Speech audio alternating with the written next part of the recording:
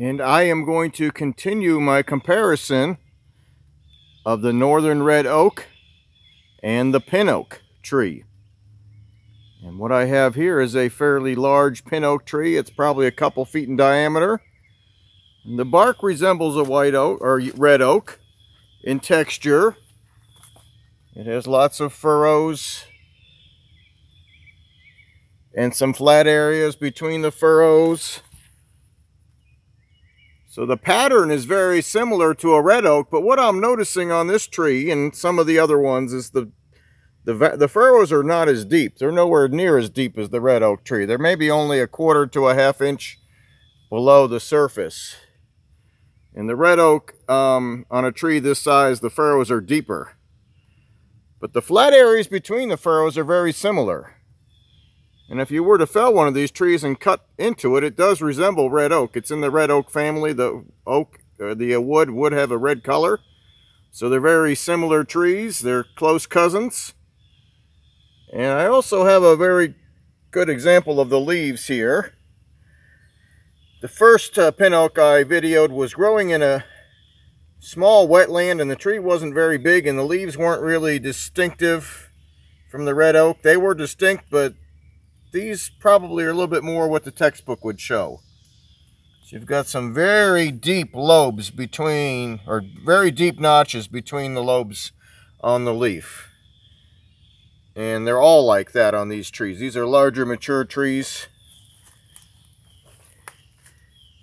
And what I'm walking through today is a seasonal wetland. This is a very flat area that does not drain quickly or very well at all for months of the year.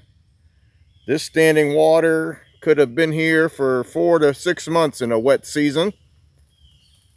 This is the Gully Park in Warren County, Ohio. It is a county park.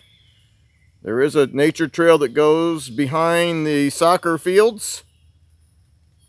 And it is 1.75 miles long, and it's been so wet this year that I'd say 1 mile of it is underwater, 3 or 4 inches deep. It's so flat it just sits here.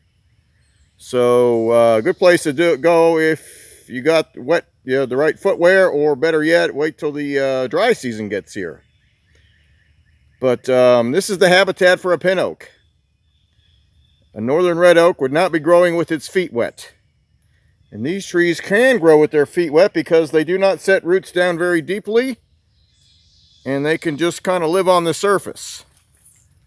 So we've got a area that is wet for at least 1/3 of the year, and the way this year is going, it's going to be wet the whole summer. We've had 35 inches of rain in the first 6 months of 2019, and our average for the whole year is 40.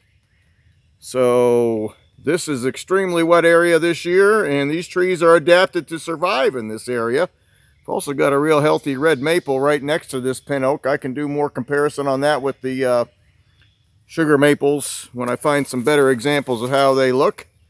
But here's a nice healthy red maple growing again with its feet wet. So its cousin, the sugar maple, would not be growing with its feet wet and would not be in this seasonal wetland.